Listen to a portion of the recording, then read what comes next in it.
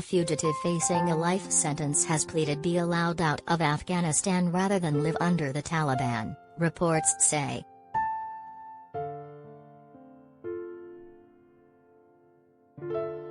Saied Sam Hussaini, 32, is willing to face life behind bars to flee the group as he desperately tries to escape Kabul.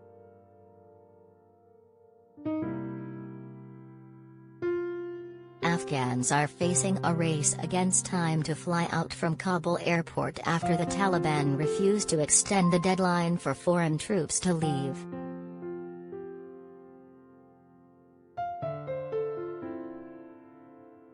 Hussaini fled the country to Afghanistan after being accused of murdering his friend Dejan Dimitrovsk, 36, in Perth, Western Australia.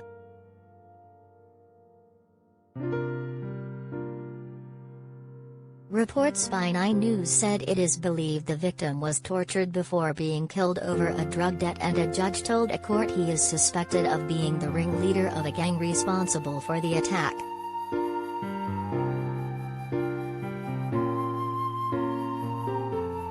Should he be allowed to come home? Have your say in the comments.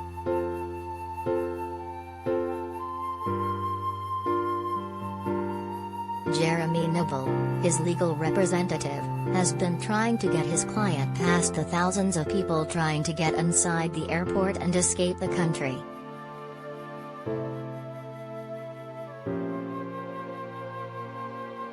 He said, "All Australian citizens are entitled to the safety that they deserve by right of their citizenship," he said.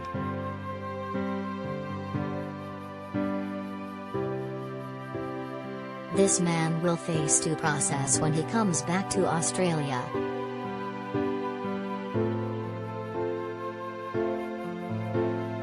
Four men are reported to have gone on trial at the Supreme Court of Western Australia charged with the murder of Mr Dimitrovsk.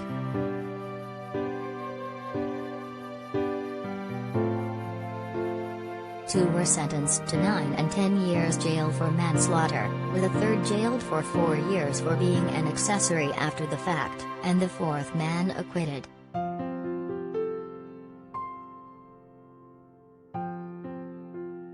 In February, the court was told fifth man, who was nicknamed AK due to a tattoo he had of an AK-47 firearm on his head, had fled overseas.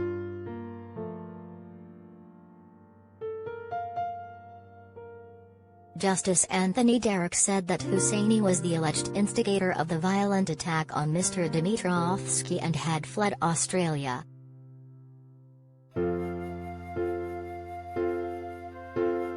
He is still a suspect for the unlawful killing of Mr Dimitrovski, the judge said as he passed sentence on those convicted.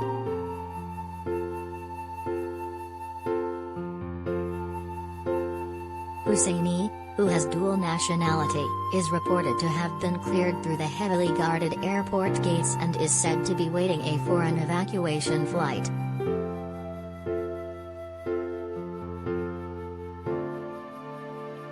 But lawyer Glenn Kolomiets, who is helping Afghans and dual nationals escape the capital, said the fugitive wasn't home and dry yet.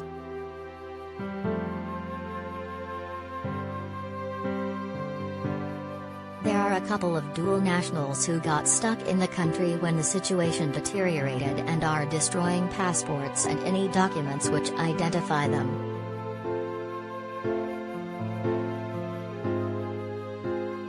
He said, "So you can't discard the possibility that the Taliban would target these people because they're now Australian citizens or permanent residents."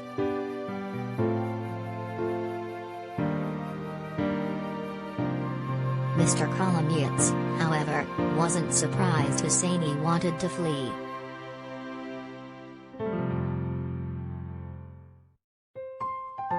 He said, "I can say with some certainty, life in prison in Australia and facing the Australian justice system would be far preferable to facing Taliban justice, if I can use that term, and facing a life under a Taliban regime."